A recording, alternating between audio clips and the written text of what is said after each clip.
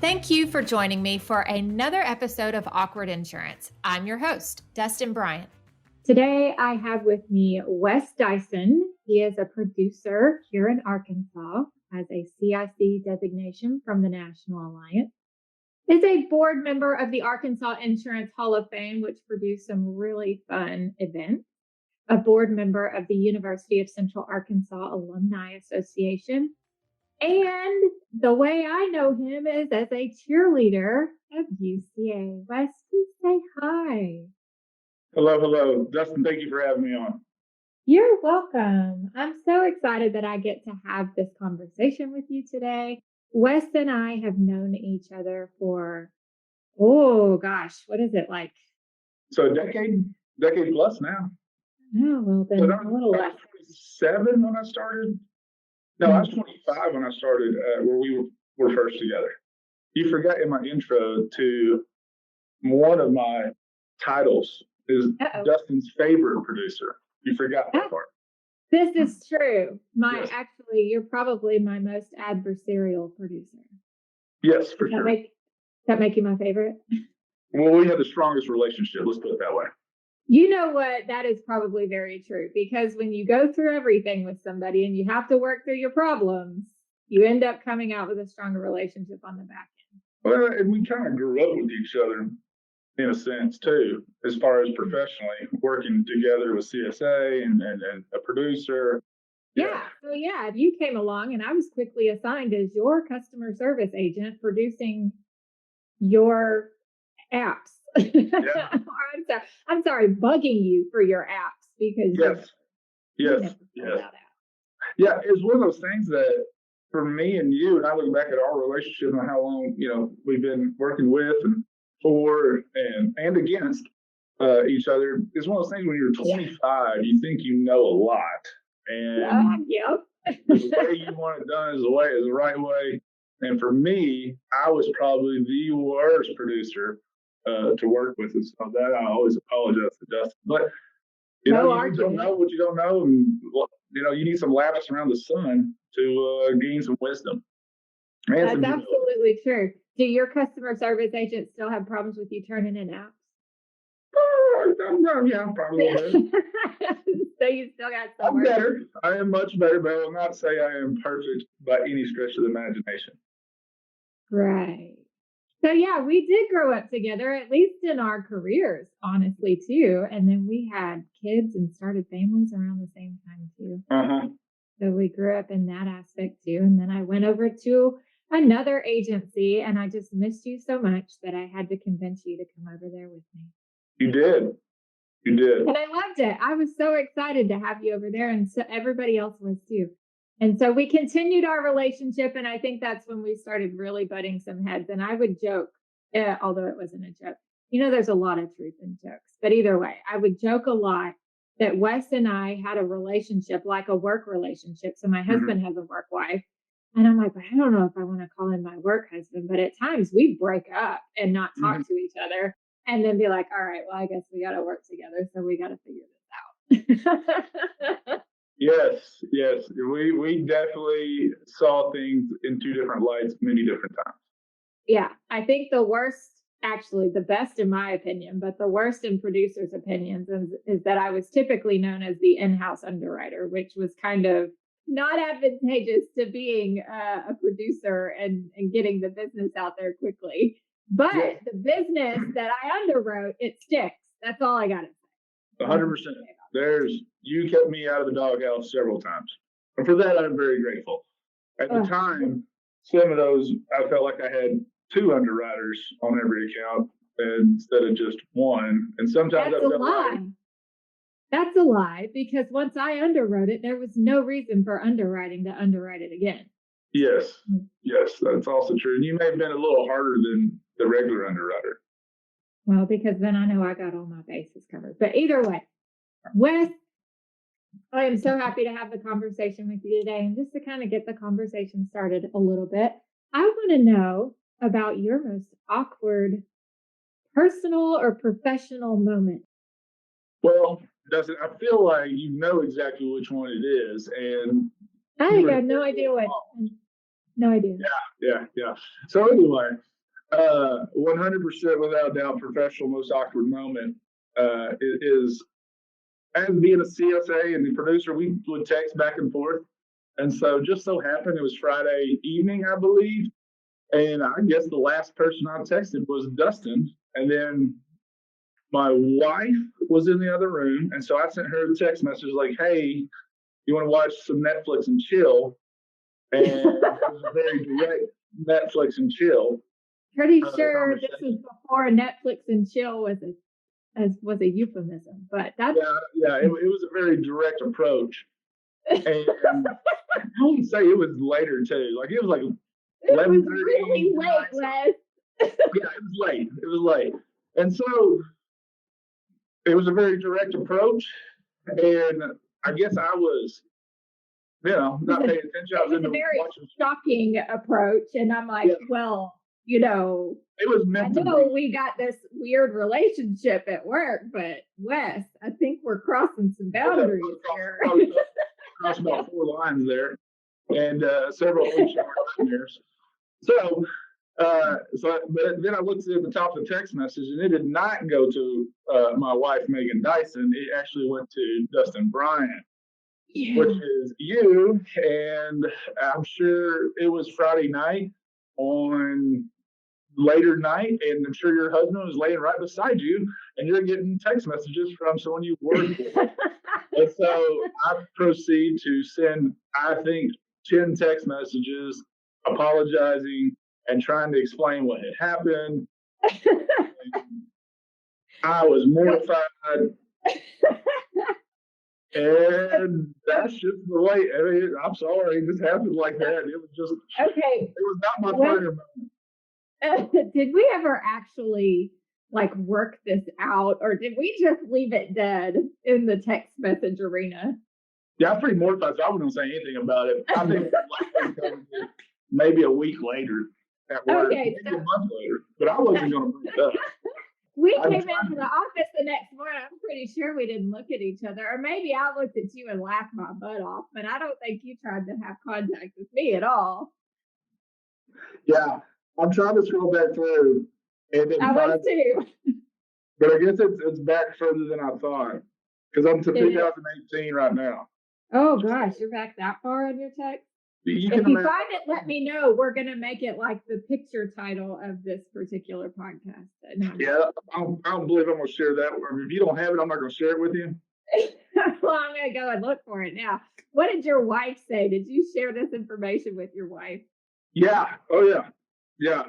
And she kind of laughed hysterically, too, because she knew how mortified I was. So she thought that was absolutely funny. Well, from that point forward, I was like, well, Wes and his wife's relationship is rock solid. Right. Maybe don't be that direct ever again, no matter if you think it's that person or not. At least double check who you're texting first. Yeah, that's probably a better idea. I think we've all been caught in a situation like that before. I don't, especially. Sure nobody else is. No, I don't think so. Okay. I don't think so. Maybe not on the same. But me. Maybe not on the same subject matter, but a mistake in text has gone to somebody that it shouldn't have. Anyways, it was fine. It worked out. We'd had a long enough relationship that I could respond back to that text and not have to text good old Tim and be like, we got a problem.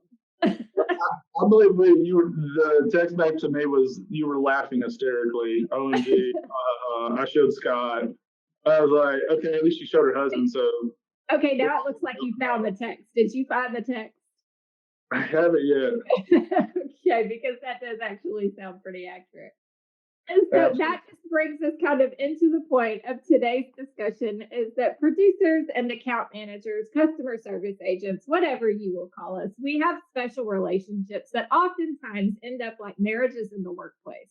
For a producer to be able to churn out the amount of work that he needs to do in order to produce the business for the agency, but not only that, feed his family, he's got to have an account manager that can just kind of or she that can sync up with them, and they just kind of know what each other is thinking when that piece of business comes through the door. You know what markets to hit, or that account manager knows what that producer's weaknesses are in order to say, I need you to send me an app with the information I need to market it, which is Wes's major weakness. Right. So that's kind of what we're going to talk about today. Over the course of, 10 years that we've known each other, do you feel like our relationship evolved into that synced up, like I can tell what you're thinking, what we need to do in order to close this account as quickly as possible? Right. And I would say yes. The answer to that is yes. But I think we could have got there a lot faster if we'd have been more open in communicating. I should have done a better job of communicating. Here's our big goal. This is where we're trying to get to. This is what we're trying to do. What can I do to help you help me? And that would have speeded everything up along the way. Now, we eventually got there after several fights and several disagreements, and we got there. But then that's a lot like how a relationship evolves anyways. You end up just kind of like, hey, we can get this done, and then you can't. You fight about it. You squabble over things, and then you learn. I mean, if the relationship is worth saving anyways, you learn. And when you've got a working relationship that has to save and produce for your bank account, you got to learn. That's right. That's right. Absolutely. You've been a producer for how long now? 15 years. 15 years. And you've been with at least 3 agencies, right? Yeah. When I first graduated, I worked at AAA Insurance, and then we were at Brown and Brown together. Yes. And now I'm at the Mark V. Williamson Agency. So, right. Yeah. So through the course of your history, are there similarities in the customer service agents or account managers that you've worked with? Are the personality types generally the same, or have you had to get used to different personality types and work with those? Yeah, no, you can't, in our industry, you're not going to be able to paint everybody with a broad brush. Personality types, I think, are 100%. You can talk like me and you, like you're type A too. You're very direct.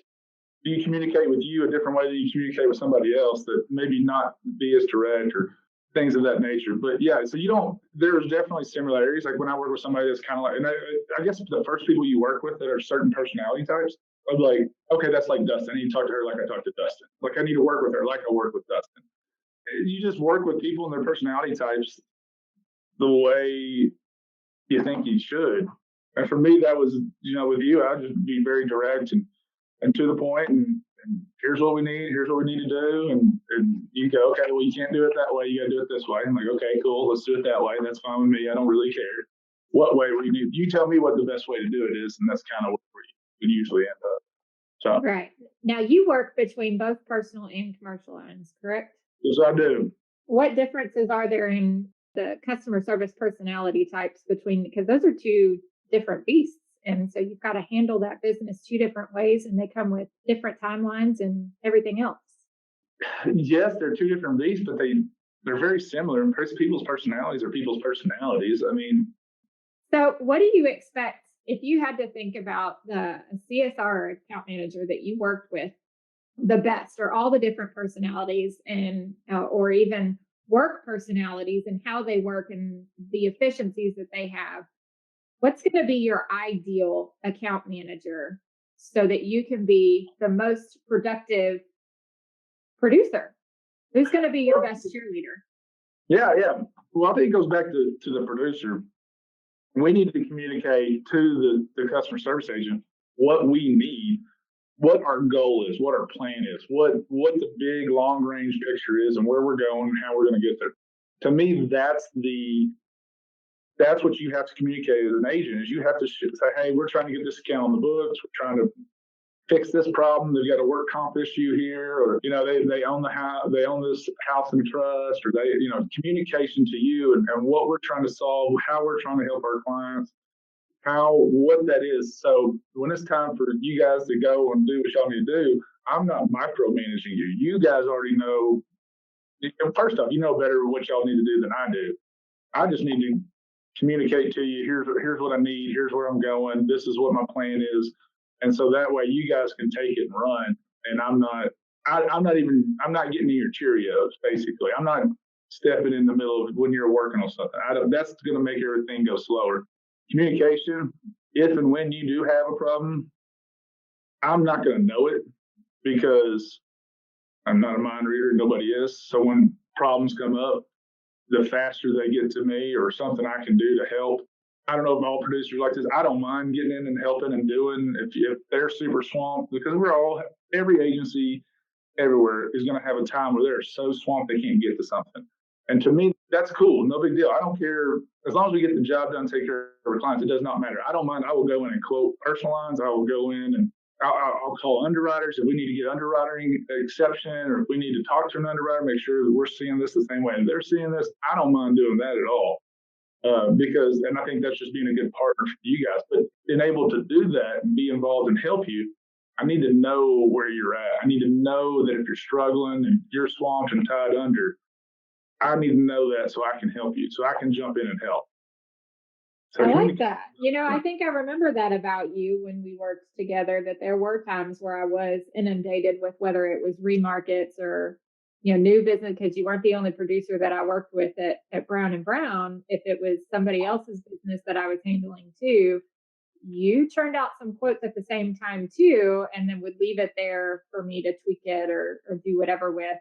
And then we'd kind of go back and forth on that. To that aspect, do you feel like your account managers and your CSRs know their markets and coverages better than you do, since that's what we do all day long, every day? The reason why I'm successful is because they have helped make me successful. And so there's no other way to put that. So the overreaching tone that I hear, the underlying tone that I hear, is communication is absolutely necessary for you with your customer service agents or your account managers, so that if they're swamped and they need help, or if they're going to be able to jump in on your account ASAP. So from my perspective, let me give you a little bit of information about what account managers, or at least what I would expect out of my producers when I'm working with them to make my job easier.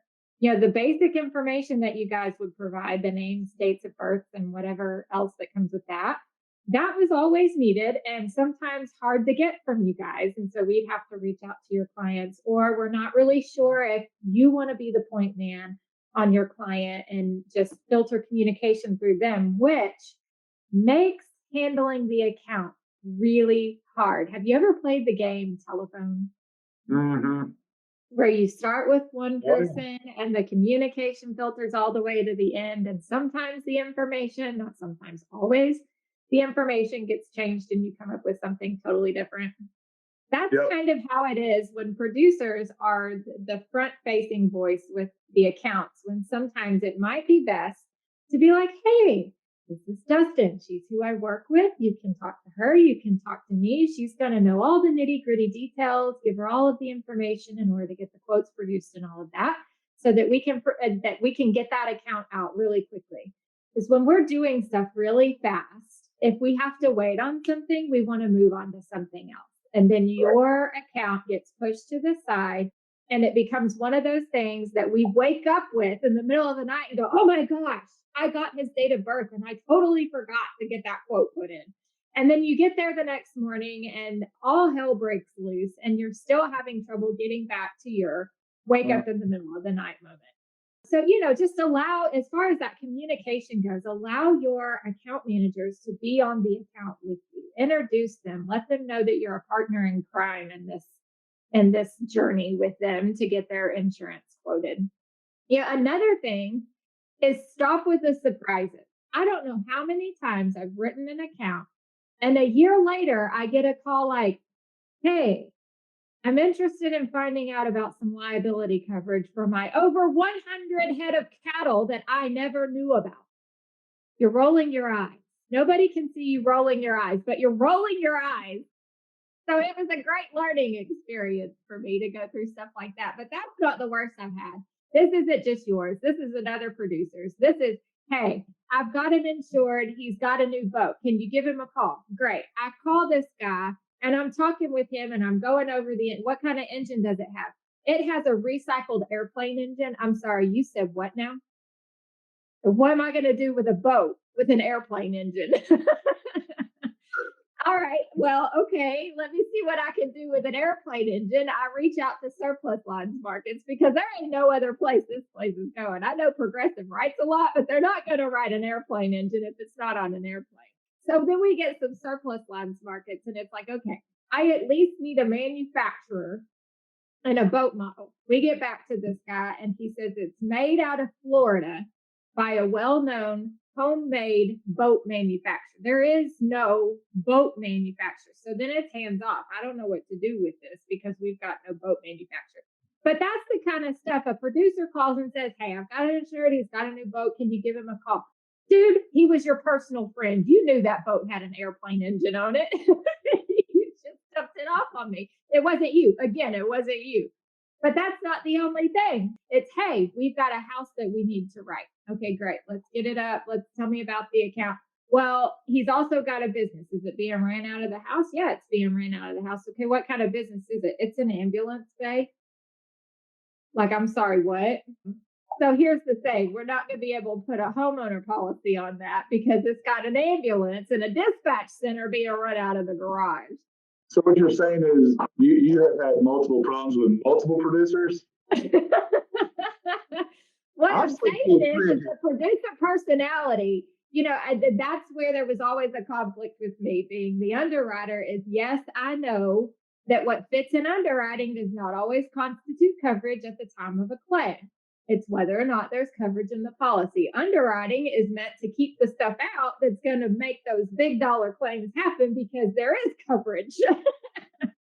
So I knew that there were problems with that, but that's where I came in because us as the account managers, we're the ones that are working with the underwriters. We're the ones that are working with the claims adjusters and all of that stuff. And so at the same time that we're cultivating these relationships with our producers and that we're trying to get your business put in place, we're also cultivating these relationships with underwriters and claims adjusters and marketing representatives so that when we have cattle pop up, we might be able to get an exception on a piece of it. You know what I'm saying? Because you don't want to start pissing off your underwriters so that they go, you know what? We need to review this entire book. We need to audit this office because we're having too many issues come up. Right. See how that works? Yeah, I understand. I like to call you Dustin the enforcer. The enforcer. I don't know why you would call me the enforcer. I'm just trying to make sure that our book looks pretty so we don't get audits. Because when we get audits on our book, guess who has to do the audit and can't do your production?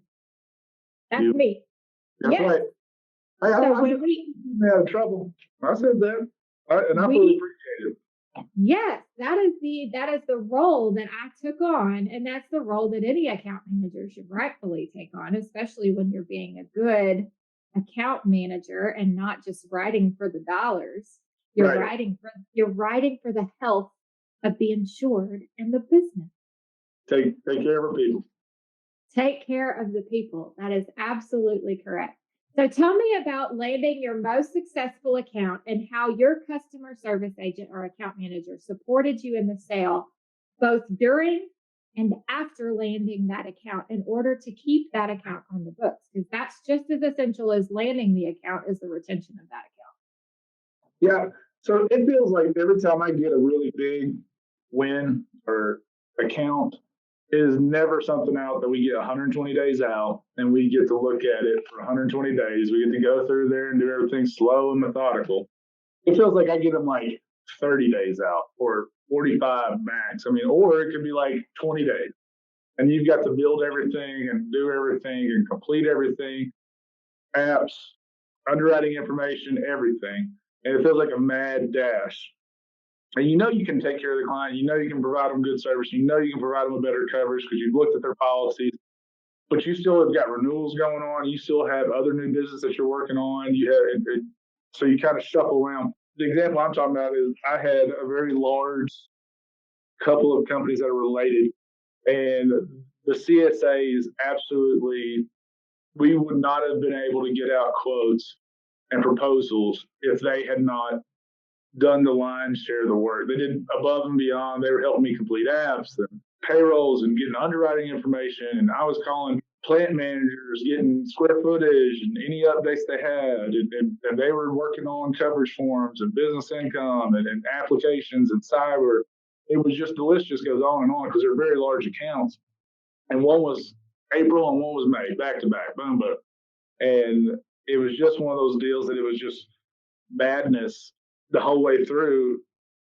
And without the CSAs doing it and knowing what needs to be done and their knowledge and experience on working on accounts like this, it wouldn't have happened. It just wouldn't have happened. And it wouldn't have been, I wouldn't have been successful. I wouldn't have got the accounts. We wouldn't even got proposals out if it wasn't for them taking it on and their knowledge, because they knew. I was like, well, how do we do this? Who do we need to call? And they're like, oh, we're going to call X, Y, and Z. We're going to get this market in here. We're going to get this, and we can make sure we get the coverage here. And I know they'll do this. I can talk to so and so. And it was just one of those things that without them doing it and knowing where to go, it wouldn't have happened. I don't have the knowledge. I'm visualizing this as you're talking, and like, I don't know what account this was or even what team you were working with at the time, but I'm visualizing this. Do you see yourself as like the leader of this pack that's like and I don't mean like leader as in your top dog, but like there's always in a team environment, there's always somebody that runs point man, right? Somebody's got to be the one that starts the communication filters through. If somebody gets hung up, that leader person typically knows, how to get the hang up unraveled and everybody back on track. Do you see the producer as that? I'm just visualizing this team environment where there's lots of people just going back and forth, and you're like, I got this, I got that. And you're all working together until it finally, almost like a triage moment where you've got so much going on. And in the medical field, when something crazy comes in, you don't have 120 days to stand around and figure out the right course of treatment for that dying patient. So in other words, this account is a dying account. You've got to bring it back to life with all the team that you have. Do you see yourself as the point man that's running the triage on this because you know what it's going to take to land the account? Or yeah, I do sometimes. I for sure have done that and do that. And do you see yourself as the cheerleader? That is like, yeah, I'm definitely on this example and many other examples. If it's just one of those things, you're like, don't worry about that account right now. This is the most important thing we're doing. This one, we have to have a proposal out in 10 days. That one, we've got 45 days on, and we don't have to mess with it right now. This is the most important thing we're doing. Everything we do right now needs to be on this. These other 3 accounts, that can happen in 7 and in a week. It doesn't have to happen right now. Whereas, this one account, if we do not put everything we have into it right now, we have no chance of getting it, and we've wasted all the time that we put into this. So, yeah, I definitely can see me triaging, but there's also times where the CSA is doing the exact same thing too, triaging. Hey, this market does not like this. We're going to stop communicating with it. I mean, we'll tell them, hey, thanks so much, but we're going to go another direction. And so they triage stuff too. So our team constantly does that. Like, where do we need to put our resources? Because there's only so many hours in a day, and people are resources. There's a gas tank on everybody, and those are resources. There's only so many minutes a day. Those are the people. Their time is valuable. Where do we need to spend our money and our time? And that's kind of what we do. And sometimes letting the account go is the best decision if it becomes too hairy, too much, the markets aren't there. I like that you pointed that out as well, because sometimes producers even get so focused on, I've got to land this one, and the account managers are doing so much to help land that one. But we know that the odds are stacked against us, that when that account doesn't get landed, it's defeating to us because we are like, oh, we let them down. We didn't do it right. We didn't know enough. We didn't have enough in order to get that market landed, but that's not it at all. It's just that it wasn't the right fit.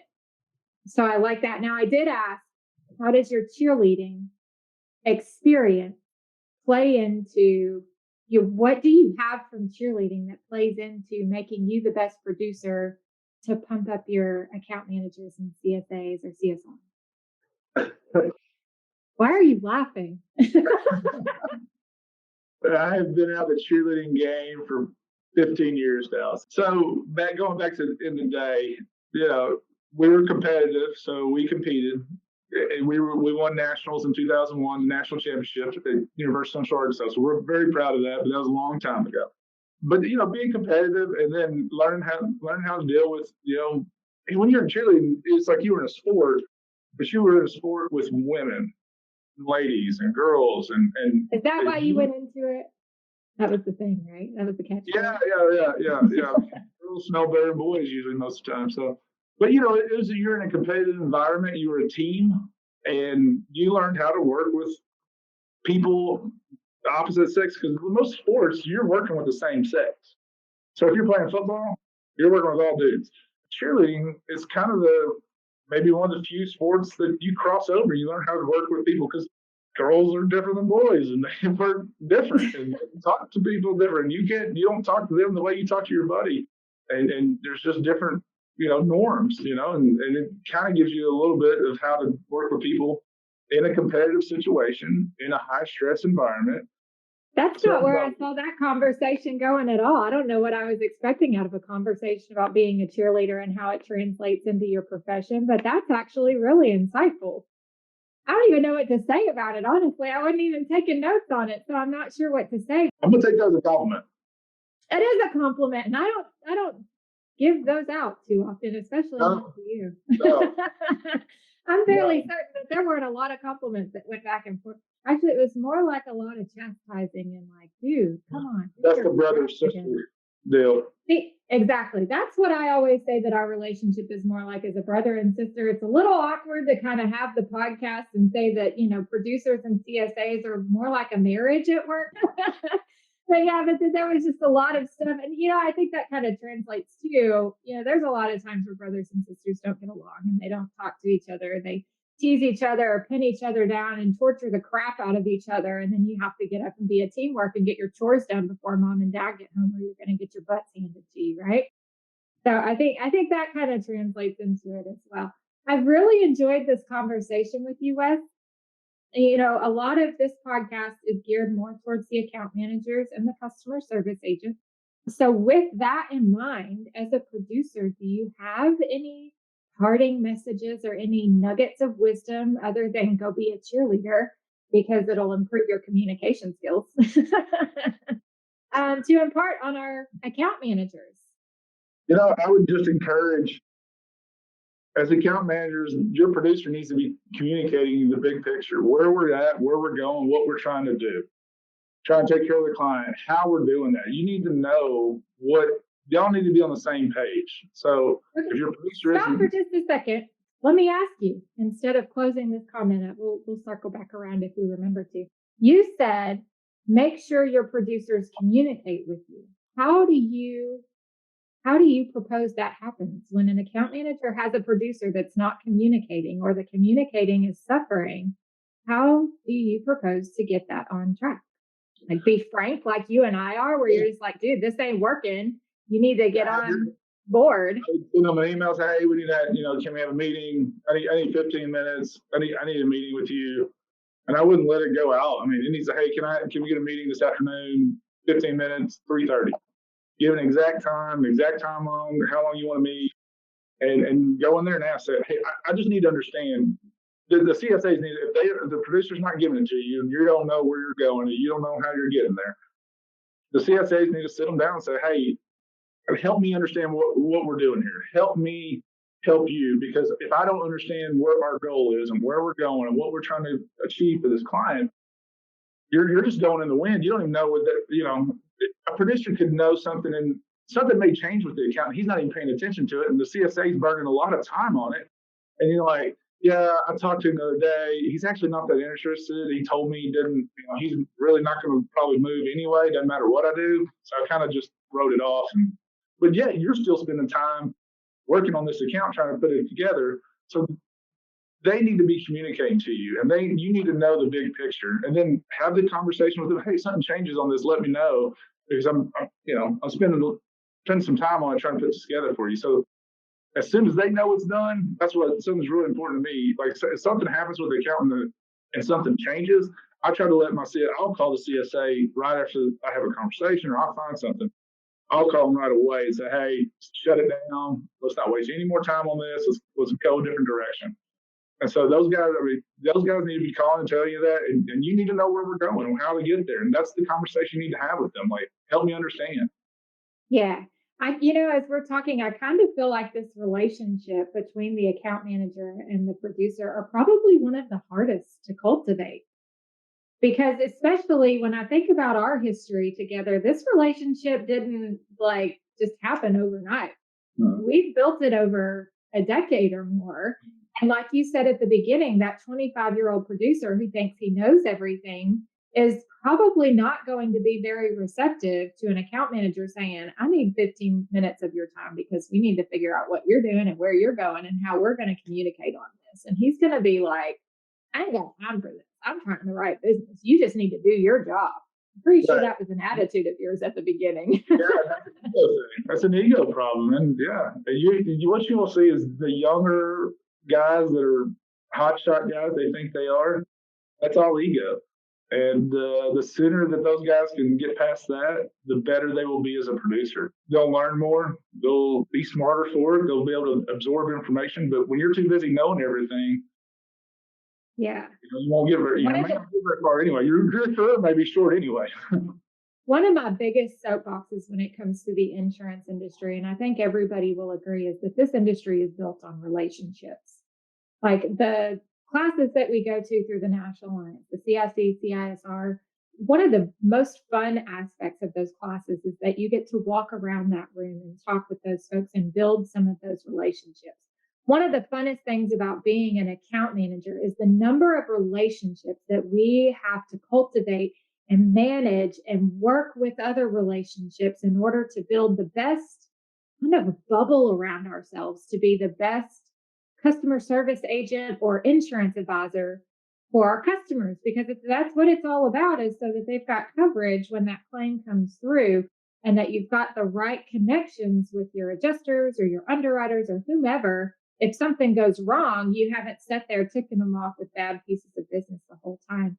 And so this industry is built on relationships, and a producer can't be a producer on producing alone.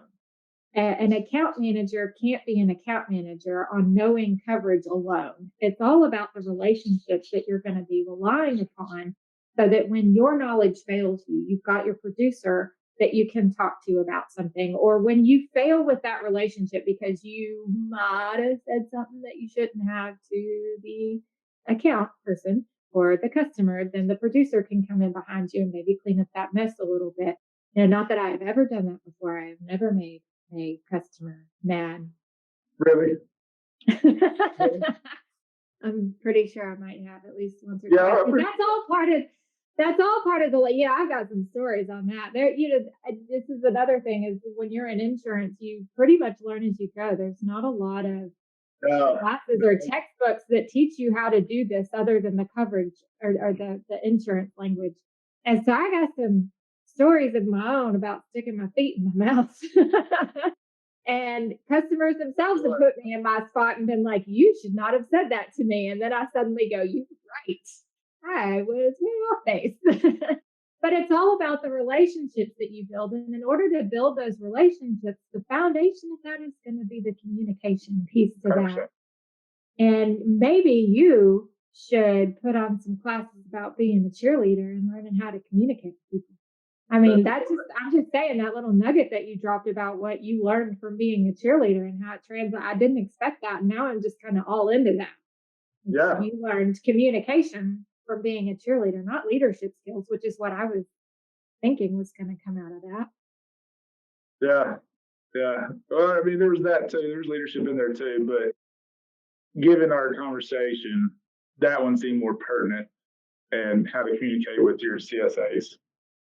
Great. That's awesome. Was there anything else after I interrupted you? You said something about customer service agents need to make sure that their producers are communicating with them. Any other nuggets for? I kind of felt like you were going down a road there that you were trying to say, well, how do I get them to do that if they don't want to do that? And to me, that's probably a leadership issue. If you're whoever's in the leadership role with the CSA and the producer, wherever that rubber meets the road up the food chain, that needs to be addressed there. If you're like, But the CSA can't effectively communicate and the producer's not communicating back with them, then that needs to be elevated to a leadership role, because either it's going to be a problem for the leader now or it's going to be a problem for the leader later. It doesn't really matter. It's going to be a problem for that leader if the producer isn't communicating and getting, getting into it. So it doesn't matter. It's going to be here or now, and it might as well be now, because it's not going to get any better with time. And the only thing actually it will do is get worse, and the problems get bigger if you don't address them sooner than later. You're right. So, absolutely right. To encourage the person, the CSA, if they don't want to work with you, go to the leadership role, say, hey, here's where I'm at. I need help. And that's how that would be the next step. And if the leadership doesn't want to do anything about it, then you may not be in the right spot anyway. Yeah. Wes, it's been a great conversation. You're an amazing human being. You have accomplished so much. I was joking earlier today that you're becoming a Swiss Army knife of a human being. I love watching you evolve over Facebook. I'm so happy to have you as a friend. And I don't think that I would be where I am today if it wasn't all of the curveballs and challenges that you threw me for being one of my producers, as well as the relationship that we've cultivated over the last 10 years. So I'm thankful to have you as my friend. I am so thankful that you came on this podcast with me today. Dustin, the feeling is very much useful. I think we learned a lot from each other over the years, and it's been a pleasure to work with you and call you a friend too. Thank you so much. I hope you have a great day. You too. Thanks for hanging around and listening to another awkward conversation in insurance. Stay tuned for new episodes from Awkward Insurance wherever you listen to your podcasts. And be sure to check out the National Alliance on Facebook, Twitter, LinkedIn, or at scic.com. Now go forth and be awkward. Toodles!